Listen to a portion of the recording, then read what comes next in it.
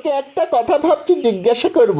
আমারও তোকে একটা প্রশ্ন করার ছিল। তোর প্রশ্নটা আগে শুনি। দেখ, তুই কিন্তু প্রথমে বলবি বলেছিলি। বল বল, সত্যি কিনা বল। এই রে, সত্যি কথা বলতে হবে? খুব মুশকিলে ফেললি রে ঘটা। জীবনে আজ পর্যন্ত একটা সত্যি কথা বলেছিস তুই? ও মা, আমিও তো তোকে ঠিক এই কথাটাই বলতে চেয়েছিলাম। ছোটবেলা থেকেই তুই মিথ্যে বলিস। আরে তার জন্যই তো বাপ গুরুর কাছে নিয়ে গেল, বললো একে নিয়ে নাও, ও একদিন পাক্কা চোর হবে, একটাও সত্যি কথা বলে না। আমারও তো তাই। পাড়ার লোক বাবাকে বলে গেল, তোমার এই ছেলে যে হারে মিথ্যে বলে, বড় হয়ে হয় চোর আর না হয় ডাকাত হবে। দেখ দেখ, ওরা তো সত্যি কথাই বলেছিল। বল। দেখ, এখন হাতে কোনো কাজ নেই, এই সময়টা একটু সাধুগিরি করলে কেমন হয়? আরে আমিও তো তাই ভাবছিলাম, কিন্তু ওই সাধুগিরি করতে কি কি লাগে বলতো? সাধু হওয়ার জন্য বেশি কিছু লাগবে না, একটা জটা, দাড়ি আর গায়ে ছাই ভস্ম, ব্যাস। একমাত্র ছাই চুরি করতে হবে, আর বাকিগুলো তো রামপদর দোকান থেকেই কিনে নেব। কোথাকার আমির সাহেব এলেন রে, বলে কিনা কিনে নেব। মোহর পাবি কোথা থেকে? হ্যাঁ, মোহর পাবি কোথা থেকে? ওই সামান্য মোহর মন্ত্রী আমাদের দেবে, দেখে নিস। কাজই দিতে পারছে না, মন্ত্রী দেবে আবার মোহর? ছাড়, একেবারে হাড় কেপন লোক।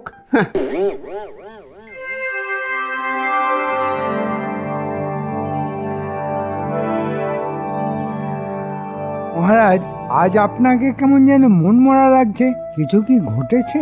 হ্যাঁ, একটা অন্যায় করে ফেলেছি। ভাবছি তার থেকে উদ্ধার পাবো কি করে। কি এমন অন্যায় করে ফেলেছেন যে আপনি এত উদ্বিগ্ন হয়ে আছেন? আসলে অনেক দেরি করে ফেলেছি তো, তাই ভাবছি। মানে, এর থেকে উদ্ধার পাওয়ার কোনো রাস্তা আছে কি? আগে শুনি, অবশ্য যদি আপনি বলতে চান তবেই বলবেন। আরে, তোমাদের বলবো না তো কাকে বলবো? আসলে কাল রাত্রে আমার স্বর্গত মাতৃদেবী আমার স্বপ্নে দেখা দিয়েছেন। আমায় খুব বকাবকি করলেন। কেন কেন বকাবকি করলেন কেন? মহারাজ, মায়ের বকা তো সারা জীবনই খেতে হয়। আহ গোপাল, মহারাজের সঙ্গে তার মন্ত্রীর কথা হচ্ছে, তার মধ্যে তুমি কেন কথা বলছো?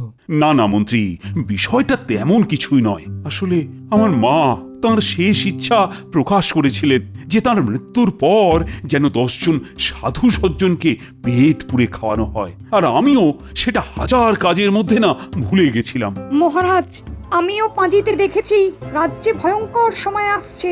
এবছর ফসলও ভালো হবে না, লোকে না খেতে পেয়ে মরবে, মহামারী আসবে, খুব দুর্দিন আসার সম্ভাবনা আছে মহারাজ। তো সেটা কি মায়ের শেষ ইচ্ছে পূর্ণ না করার কারণে হতে পারে? আগে যদি আমার কথায় কিছু মনে না করেন তবে বলি, মায়ের শেষ ইচ্ছে পূরণ না করার কারণে হতেই পারে, কিন্তু চিন্তা করবেন না, আমাদের শাস্ত্রে এর থেকে রেহাই পাওয়ার বিধান আছে। যদি আপনি মাতৃবিয়োগ যোগ্য করেন তবে খরচা আছে। 7 মণ ঘি, 7 মণ ফল, 7 মণ চাল, 7 মণ ডাল, সঙ্গে রান্নার মশলাপাতি। এত কিছু দিয়ে কি হবে? একটা যজ্ঞ করতে এত খরচ আগে কখনো শুনিনি বাবা। বাবা বাবা, একটা রোজগারের সুযোগ এসে গেল মনে হচ্ছে। একা পণ্ডিত এত কিছু নিয়ে যাবে তা তো হতে পারে না। মহারাজ, আপনি আসল কথাটাই ভুলে গেলেন। হ্যাঁ, মানে সবকিছু না কেমন যেন তালগোল পাকিয়ে গেল। আপনি মায়ের শেষ ইচ্ছে রাখবেন না? 10 জন সাধু ভোজনের কথাটা ভুলে গেলেন? তাই তো, 10 জন সাধুকে তো ভোজন করাতে হবে, তো তার দায়িত্ব কে নেবে? তুমি? আমি ছাড়া আর কে নেবে? আমার হাতেই 10 কেন, 20 জন সাধু আমি এক্ষুনি জোগাড় করে দিতে পারি। শুধু জোগাড় করলেই তো হবে না মহারাজ, তাদের উপযুক্ত উপহার দিতে হবে। যেমন প্রত্যেকের জন্য সোনার থালা, সোনার ঘটি, সোনার বাটি, এসব না দিলে তো যজ্ঞের কোনো মানেই দাঁড়াবে না। সাধুরাই তো এই বিপদ থেকে উদ্ধার করতে পারে। আচ্ছা, বেশ ভালো বুদ্ধি বার করেছে তো মন্ত্রী।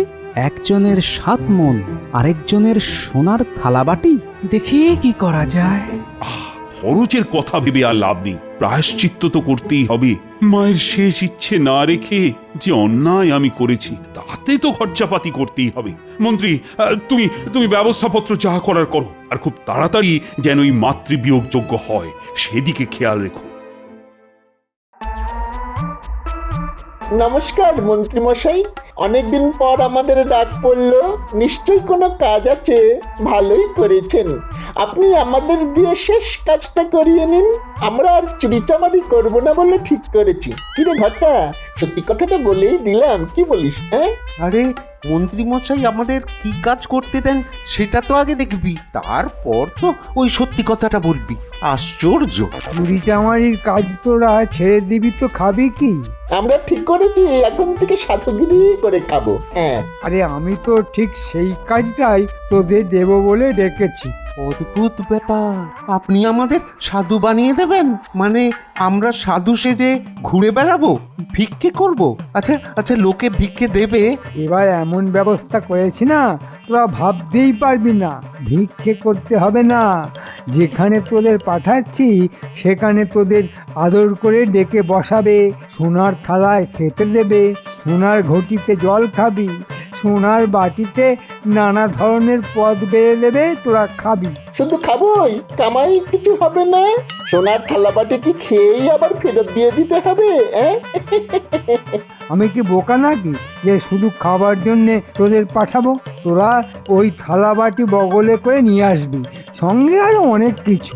তোদের শুধু সাধু সেজে যেতে হবে। তোদের আরো একটা কাজ করতে হবে, তোদের দলের 10 জনকে জোগাড় করতে হবে।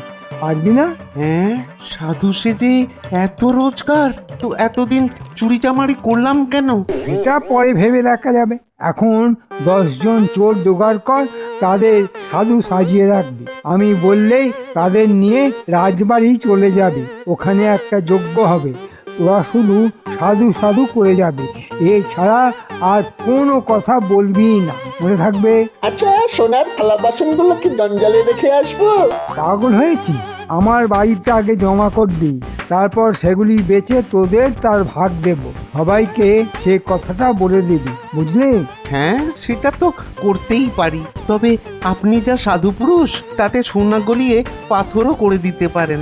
এবার কিছু মোহর ছাড়ুন তো, নইলে নইলে ওই সাধুর জটা, কৌপিন, দাড়ি এসব কিনবো কোথা থেকে? হ্যাঁ, মোহর কি গাছ থেকে পড়ে রে? রামপদর দোকান থেকে ঝেড়ে দে, রাতে দোকানে কোনো লোক থাকে না। যা বাবা, সাধু হয়ে সাধুর পোশাক ঝেড়ে দেবো? কি আশ্চর্যের কথা! জামাই, আবার আমাদের বাহিনী তৈরি করতে হবে।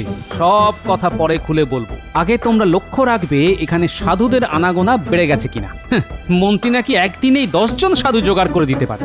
ওই, আমি তো এই নগরে কোনো সাধু দেখছি না। তার মানে সব কটা চোরকে মন্ত্রী সাধু সাজিয়ে নিয়ে আসবে। মহারাজের কাছ থেকে সোনার থালাবাটি হাতে নেওয়ার জন্যই এত সাধু জোগাড় করার দায়িত্ব মন্ত্রী নিজের হাতে নিয়েছে। কেন হঠাৎ সাধুরাতে দরকার পড়লো কেন শ্বশুরমশাই? মহারাজ তার মায়ের শেষ ইচ্ছে পূরণ করার জন্য সাধু সজ্জনদের ভোজন করিয়ে সোনার থালাবাটি উপহার দেবেন। ব্যাস, সেই সুযোগটাই নিল আমাদের মন্ত্রী। তাই তোমাদের উপর দায়িত্ব দিলাম সাধুদের উপর নজর রাখা।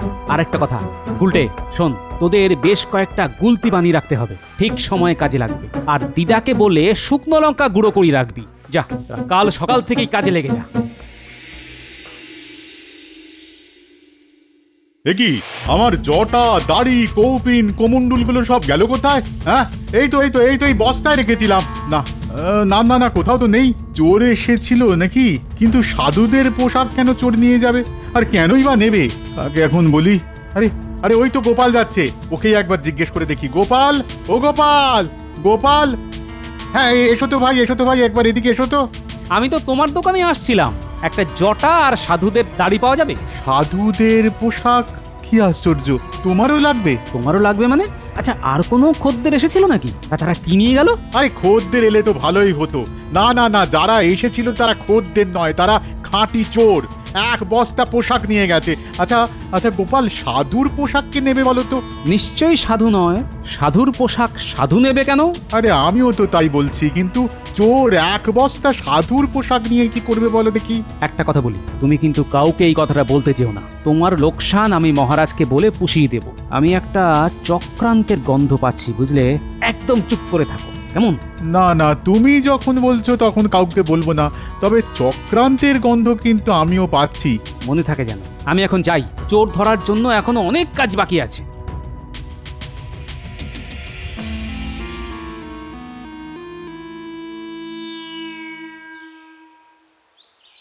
আরে গোপালজি, তা এত সকালে আমার বাড়ি? না মানে একটা কথা সেদিন বলতে ভুলে গিয়েছিলাম। তা সেদিন ভুলে গেছিলে তো কি হয়েছে, আজ বলো। আসলে সেদিন মহারাজ যে স্বপ্ন দেখেছিলেন সেই স্বপ্ন কাল রাতে আমি দেখেছি। তোমার মা তোমাকে স্বপ্নে দেখা দিয়েছেন, এ তো খুব সুখের কথা। তা তোমার মা কি বললেন স্বপ্নে? আসলে মার চিতার মাটি আমার কাছে রাখা ছিল। মা স্বপ্নে বললেন, এগুলো রেখে আর কি করবি, মহারাজের যে মাতৃবিয়োগ যজ্ঞ হচ্ছে সেখানে আগুনে দিয়ে দিস, তাহলে আমার আত্মা শান্তি পাবে। মাতৃবিয়োগ যজ্ঞ সম্পর্কে তুমি কি জানো? আমি কি আর তোমার মতো জানি? তবে এটা জানি যে সাধু সজ্জনদের সোনার থালায় খেতে দিতে হয়, আর যে থালায় খাবে সেসব ওই সাধুদের উপহার দেওয়ারও নিয়ম আছে। তুমি যে মূর্খ তা আমি জানি, খুব প্রশ্নটা করে দেখলাম তুমি কিছুই জানো না। তা আপনি আমায় বলতেই পারেন, তবে সোনা উপহার দেওয়াটা যে মাতৃবিয়োগ যজ্ঞে দিতে হয় তা আমি জানি। বুজরুকি, সব বুজরুকি। কোথায় লেখা আছে যে সোনার থালা বাটি ঘটি সাধুদের দিতে হয়? মন্ত্রী মশাই তা দেখাতে পারবেন? মন্ত্রী আমায় বলল মাতৃবিয়োগ যজ্ঞে নাকি 7 মণ ঘি, 7 মণ চাল ডাল এসব কিছুই দিতে হয় না, সব নাকি তোমার বুজরুকি। ও বেটা নিজে বুজরুক, মরকট, গাধা, গরু, মোষ, বাঁদর। অসভ্য, শয়তান, হতভাগা, ব্যাস আর কিছু বলার দরকার নেই। এসব কথা আমি জানি পণ্ডিত, কিন্তু মন্ত্রী তোমার নামে এত বড় একটা অপবাদ দিল সেটা আমি মানতে পারছি না। তা যজ্ঞের দিন তাহলে আমি আগুনে মাটি আহুতি দিতে পারি? নিশ্চয়ই পারো, 100 বার পারো, 1000 বার পারো, কোটি বার পারো। না না না না না, কোটিবার না, কোটিবার না, একবার মাত্র দিলেই হবে।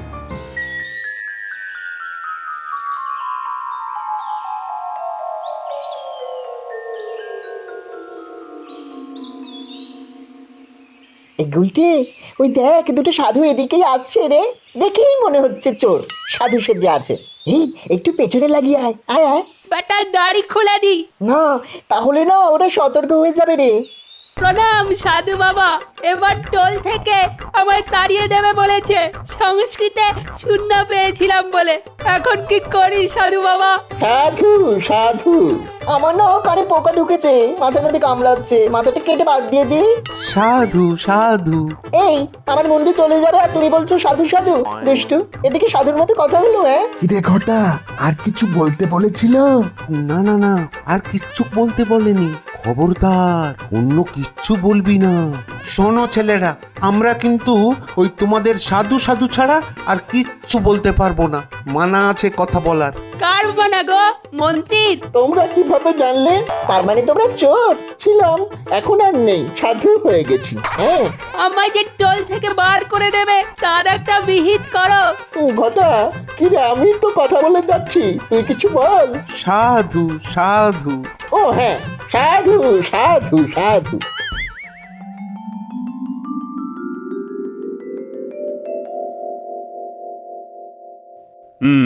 তাহলে মন্ত্রী, তোমার সব ব্যবস্থা পাকা তো? কাল তাহলে মাতৃবিয়োগ যজ্ঞ হচ্ছে? আগে হ্যাঁ মহারাজ, সব কিছুর প্রস্তুতি নেওয়া হয়েছে। যাদের জন্য এত আয়োজন, তা সেই সাধু সজ্জনরা আশা করি এসে গেছেন। অনেকেই এসেছেন মহারাজ, দেখতে সাধুর মতন, তবে সজ্জন কজন তা বলতে পারছি না। তুমি কে হে বলার? যারা এসেছেন তারা দূর দেশ থেকে এসেছেন, কেউ কাশী, কেউ বা বারাণসী থেকে, শুনেছি হিমালয় থেকেও কেউ কেউ এসেছেন। মন্ত্রীমশাইয়ের কাজের কোনো ত্রুটি নেই। মাত্র দুদিনে এতজন সাধু কাশী হিমালয় থেকে এসেছেন, কি করে এলেন তা নিয়ে কোনো প্রশ্ন কিন্তু আমি করতে পারছি না। কাশী থেকেও এসেছেন, আবার বারাণসী থেকেও এসেছেন, এটাই বা কি করে সম্ভব হলো সেটা আমার মাথায় ঢুকছে না মহারাজ। তোমার মোটা বুদ্ধির মাথায় এই ব্যাপারটা ঢুকবে না। আচ্ছা, তারা কি যোগ বলে উড়ে এসেছেন? নিশ্চয়ই তাই, নইলে এত তাড়াতাড়ি তারা এলেন কিভাবে? মনে হয় সোনার টানে। কি বিজ্ঞানী, তোমার কি মনে হয়? মাধ্যাকর্ষণ শক্তিকেও হার মানাতে পারে সোনার শক্তি, তীব্র তার আকর্ষণ। হ্যাঁ দেখলেন দেখলেন মহারাজ, বিজ্ঞানী কি সুন্দরভাবে এই বিষয়টা বুঝিয়ে দিল। বহুদিন পর বিজ্ঞানী একটা ভালো কথা বলে ফেলল। ওর মাসোহারা একটু বাড়িয়ে দিলে ভালোই হবে মহারাজ। আজ দুটো সাধুকে না পাপাত করে ধরেছিলাম, বেটারা একদম জালি। মুখে তো খালি সাধু সাধু বলে, তবে আমাদের সঙ্গে পারবে? বেটারা শিকারি করে নিল যে মন্ত্রী তাদের কথা বলতে বারণ করেছে। কালকেই সব ফাঁস হয়ে যাবে। তবে হ্যাঁ, তোদের গুলতি গুলি সব তৈরি আছে তো? আমাদের অস্ত্র শস্ত্র নিয়ে একদম চিন্তা করো না, তুমি বললেই বান মেরে মেরে ওই ভণ্ড সাধুদের জটা এমন ভাবে খুলে দেব যেন আর কোনোদিন জটাই না পড়ে। কিরে, সব তৈরি তো? তোদের লোকজন সব জটা দাড়ি লাগিয়ে নিয়েছে তো? আগে লাগিয়ে নিয়েছে, আজ কিন্তু একটা ব্যাপার ঘটেছে। কি আবার ঘটালি? তোদের কথাবার্তা শুনলেই না আমার বুক ধড়ফড় করে। না না না না না, তেমন কিছু নয়। আসলে ওই আজকে একটু কথা বলে ফেলেছিলাম কি না, এই আর কি। সর্বনাশ, কি কথা? ভিতরের কথা কাউকে বলিসনি তো? মাথা খারাপ, শুধু বলেছি আমরা চোর ছিলাম, এখন সাধু হয়ে গেছি। হ্যাঁ, তা এটা খারাপ কথা হবে কেন? চোর তোরা তো বটেই, আজ সাধু হয়েছিস, হতেই পারে। আর কিছু বলিসনি তো? না না, তেমন কিছু বলিনি, শুধু মুখ ফসকে বলে দিয়েছিলাম যে আপনি আমাদের পাঠিয়েছেন। ওরা আমার নাম বলে দিয়েছিস? ও, সর্বনাশ করে দিয়েছিস। আপনি এই ব্যাপারটা নিয়ে একদম ভাববেন না মন্ত্রী মশাই, আমরা গিয়ে বলে দেব যে আপনি আমাদের পাঠাননি, আমরা এমনি এমনি এসেছি, ব্যাস মিটে গেল। তোদের কে এত কথা কে বলতে বলেছিল বলতো? আর কাকে বলেছিস এসব কথা? ওই একটা ডেপো মতো বাচ্চা ছেলে, বেটাকে এমন সব উত্তর দিয়েছে না, আর কখনো আমাদের প্রশ্ন করতেই সাহস পাবে না। হ্যাঁ, তোরা আমার সর্বনাশ করে দিলি রে। ওই ডেপো ছেলেটা মনে হচ্ছে গোপালের বাহিনীর কেউ হবে। তাহলে কাল একেবারে সকালে যজ্ঞ মণ্ডপের পিছনে যে গাছটা আছে তার ডালে বসে থাক গুলতি নিয়ে। আমি যেই সাধু সাধু বলে চেঁচিয়ে উঠবো, তোরা গুলতির গুলি ছুড়বি সাধুদের জটা লক্ষ্য করে, বুঝলি? মন্ত্রীর বড্ড বার বেড়েছে, দেবো এমন না তখন বুঝবে। আমিও কিছু কম যাই না, কিন্তু কি করতে পারি? আচ্ছা, একটা বুদ্ধি মাথায় এসেছে। যজ্ঞের আগুনে এমন ধুনো দেব যে ওই ভণ্ড সাধুগুলি পালাবে। তারা যদি আসল সাধু হয় তাহলে এই ধুনোর ঝাঁজ নিতে পারবে। যদি বেটারা মন্ত্রীর সাজানো হয় তবে তাদের পালাতেই হবে। দেখি কে জেতে। আজ যা একটা বুদ্ধি পার করেছি না, মন্ত্রীর 12টা বাজিয়ে তবে ছাড়বো। আচ্ছা গোপাল, ওই সোনার থালাবাটি কে নিয়ে যাবে? মন্ত্রী। ও যদি নেয় তাহলে কিন্তু 7 মণ চাল আর ডাল আমিও নেবো। অতটা নেই, আছে মাত্র 2 মণ করে। আমি মহারাজকে বলে কমিয়ে দিয়েছি। ভালোই করেছো, অন্ন নিয়ে অন্যায় করা ঠিক নয়। খেয়ে পড়ে আছি, চালাকি করতে গেলে হয়তো না খেতে পেয়ে মরবো।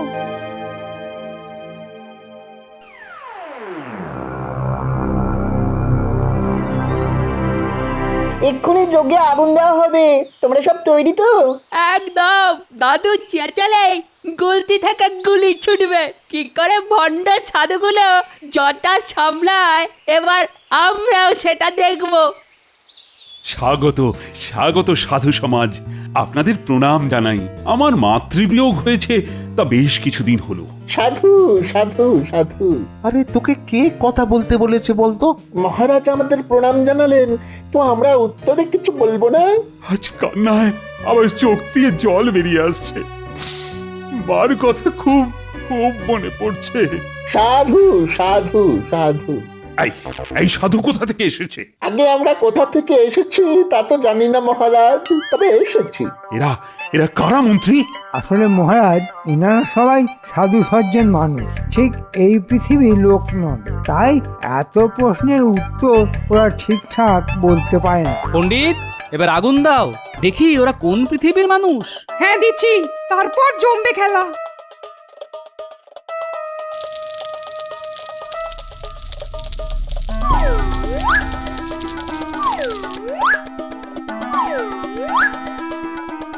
বাপরে বাপরে বাপ, এই গোপালকে ছিটিয়েছে বলতো? ওরে বাবারে বাবারে বাবা, ওরে বাবারে। লঙ্কা ছাড়া আর কি হতে পারে? হ্যাঁ, চাও। এই রে এই রে, এই হাঁচি মারতে গিয়েছে আমার দাড়ি খুলে গেল। চল চল পালাই, চল চল এক্ষুনি পালাই পালাই। সাধু সাধু। গুলটে টিপ করে জটায় মার, যাতে চুল বেরিয়ে পড়ে। হ্যাঁ, তুমি চিন্তা করো না, এমন টিপ করে মারবো যে চুল কেন, সঙ্গে ঠ্যাংটাও খুলে নেব।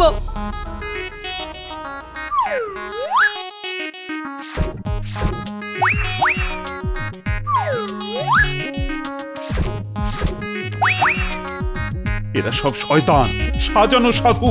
এদের পাকড়াও করো। কে কোথায় আছো? চলে এসো। আরে এই বটা ঘটা, আমাকে আমাকে না নিয়ে তোরা কোথায় চলি রে? ওরে বাবরে, আমার হাঁটুটা বোধহয় ভেঙেই দিল। আমি যা চলতে পারছি না রে। যা আছে কপালে থাক, আমি আর পারছি না ছুটতে। মহারাজ, এরাই মন্ত্রীর সাধু সজ্জন। দেখলেন তো এদের হাল। কাকে বিশ্বাস করবেন? সবাই চোর। যতদিন গোপাল আমার সঙ্গে আছে ততদিন আমার কোনো ভয় নেই। তাহলে কি বলতে হবে, বিশ্বাসী মিলায় গোপাল, তর্কে বহুদূর? চোরগুলো তো পালিয়েছে, এবার মন্ত্রীর কি হবে? এটা আমি কি করে বলবো মহারাজ? শাস্তি দেওয়ার মালিক তো আপনি। ওর একটাই শাস্তি হতে পারে, উকুন ভর্তি দাড়ি আর জটা পুড়িয়ে ওকে রাজবাড়ির সামনে বেঁধে রাখা হোক।